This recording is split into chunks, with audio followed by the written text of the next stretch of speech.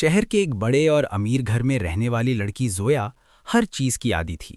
مہنگے کپڑے، بڑی گاڑیاں اور ہر بات پر اپنی مرضی منوانا اس کی عادت بن چکی تھی۔ لیکن اس سب کے باوجود اس کے اندر ایک عجیب سا خلا تھا۔ وہ ہنستی ضرور تھی مگر دل سے خوش نہیں تھی۔ اکثر راتوں کو اپنے کمرے کی کھڑکی کے پاس کھڑی ہو کر سوچتی کہ کیا واقعی یہی زندگی ہے؟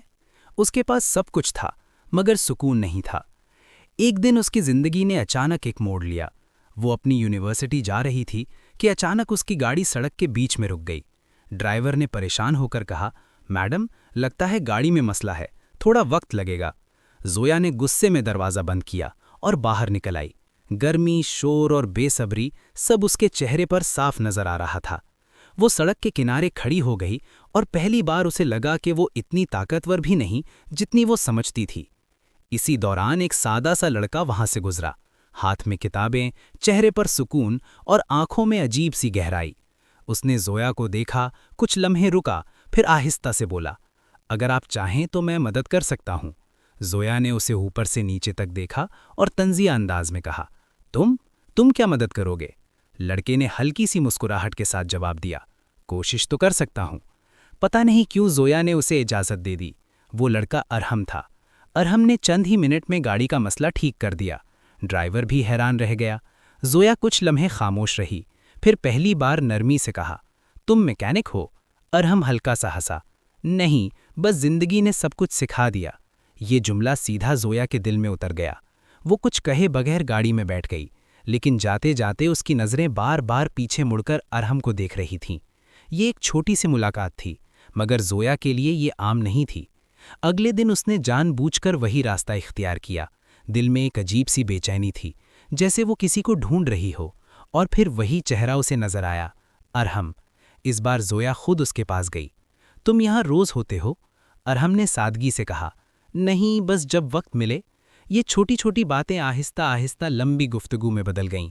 دن ہفتوں میں بدل گئے اور ملاقاتیں عادت بن گئیں۔ زویا کو پہلی بار کسی کی سادگی اچھی لگنے لگی تھی۔ ارحم کی باتوں میں سچائی تھی، کوئی بناوٹ نہیں۔ وہ اسے دنیا کی ایسی حقیقتیں بتاتا جن سے زویا ہمیشہ دور رہی تھی۔ ایک دن زویا نے پوچھا، تم اتنے خاموش کیوں رہتے ہو؟ ارحم نے آہستہ سے جواب دیا، کیونکہ کچھ لوگ شور میں بھی اکیلے ہوتے ہیں اور کچھ خاموشی میں بھی سکون میں۔ زویا پہلی بار خاموش ہو گئی۔ اسے لگا جیسے کسی نے اس کے دل کی بات کہہ دی ہو۔ اسی دن اسے احساس ہوا کہ وہ ارحم کو کھونا نہیں چاہتی۔ وقت گزرتا گیا اور وہی لڑکی جو کبھی صرف دولت کو اہمیت دیتی تھی، اب ایک سادہ لڑکے کے لیے سب کچھ چھوڑنے کو تیار تھی۔ لیکن کہانی یہاں آسان نہیں تھی۔ ایک دن زویا کے والد نے اسے ارحم کے ساتھ دیکھ لیا۔ گھر پہنچتے ہی طوفان کھڑا ہو گیا۔ تمہیں اندازہ بھی ہے وہ کون ہے؟ زویا نے ہمت کر کے کہا، ہاں، وہ وہی ہے جو مجھے سمجھتا ہے۔ اس کے والد غصے سے چیخ اٹھے، ایک غریب لڑکا ہماری بیٹی کے قابل نہیں ہو سکتا۔ یہ سن کر زویا کے دل میں کچھ ٹوٹ گیا۔ وہ غریب نہیں ہے، آپ سے زیادہ امیر ہے، کیونکہ اس کے پاس دل ہے۔ یہ پہلی بار تھا جب زویا نے اپنے باپ کے سامنے آواز اٹھائی۔ نتیجہ، اسے کمرے میں بند کر دیا گیا، فون چھین لیا گیا اور اس کی شادی ایک امیر لڑکے سے طے کر دی گئی۔ زویا اندر ہی اندر ٹوٹنے لگی۔ دوسری طرف ارحم کو جب سب کچھ پتہ چلا تو اس کے اندر ایک جنگ شروع ہو گئی۔ وہ زویا سے محبت کرتا تھا، لیکن وہ اسے اس کی دنیا سے چھیننا نہیں چاہتا تھا۔ وہ ہر رات یہی سوچتا، کیا محبت حاصل کرنے کا نام ہے یا قربانی دینے کا؟ شادی کا دن قریب آ گیا۔ زویا نے ایک آخری کوشش کی۔ اس نے کسی طرح ارحم تک ایک خط پہنچایا، اگر تم نہیں آئے تو میں ہمیشہ کے لیے کسی اور کی ہو جاؤں گی۔ یہ الفاظ پڑھ کر ارحم کے ہاتھ کانپنے لگے۔ اس کی آنکھوں میں آنسو آ گئے۔ اسے فیصلہ کرنا تھا، یا تو وہ اسے ہمیشہ کے لیے کھو دے یا پوری دنیا کے خلاف جا کر اسے حاصل کر لے۔ شادی کا دن آ گیا۔ ہر طرف روشنی، مہمان، خوشی کا شور، لیکن زویا کی دنیا خاموش تھی۔ وہ دلہن بنی بیٹھی تھی مگر اس کے دل میں صرف ایک نام تھا، ارحم۔ قاضی نے پوچھا، کیا آپ کو یہ نکاح قبول ہے؟ زویا خاموش رہی۔ پورا ہال ساکت ہو گیا۔ دوسری بار پوچھا گیا، پھر بھی خاموشی۔ تیسری بار زویا کی آنکھوں سے آنسو بہنے لگے۔ اسی لمحے دروازہ زور سے کھلا۔ سب کی نظریں ایک ساتھ مڑی۔ وہ ارحم تھا، لیکن اس بار وہ پہلے والا خاموش لڑکا نہیں تھا۔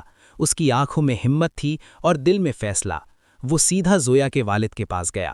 میں غریب ضرور ہوں، لیکن میں اس سے سچی محبت کرتا ہوں۔ ہال میں سرگوشیاں شروع ہو گئیں۔ زویا کی سانس رک گئی۔ ارحم نے آگے کہا، اگر محبت کی کوئی قیمت ہے تو میں وہ دینے کو تیار ہوں۔ کمرے میں گہری خاموشی چھا گئی۔ پھر زویا کے والد نے ایک گہری سانس لی اور آہستہ سے کہا، اگر میری بیٹی تمہارے ساتھ خوش ہے تو مجھے یہ رشتہ قبول ہے۔ زویا کی آنکھوں سے آنسو بہنے لگے۔ وہ دوڑ کر ارحم کے پاس آئی اور پہلی بار اس نے کسی کو دل سے گلے لگایا۔ اس دن ایک امیر لڑکی نے دولت نہیں بلکہ دل چنا، اور یہی اس کی زندگی کا سب سے سچا فیصلہ تھا۔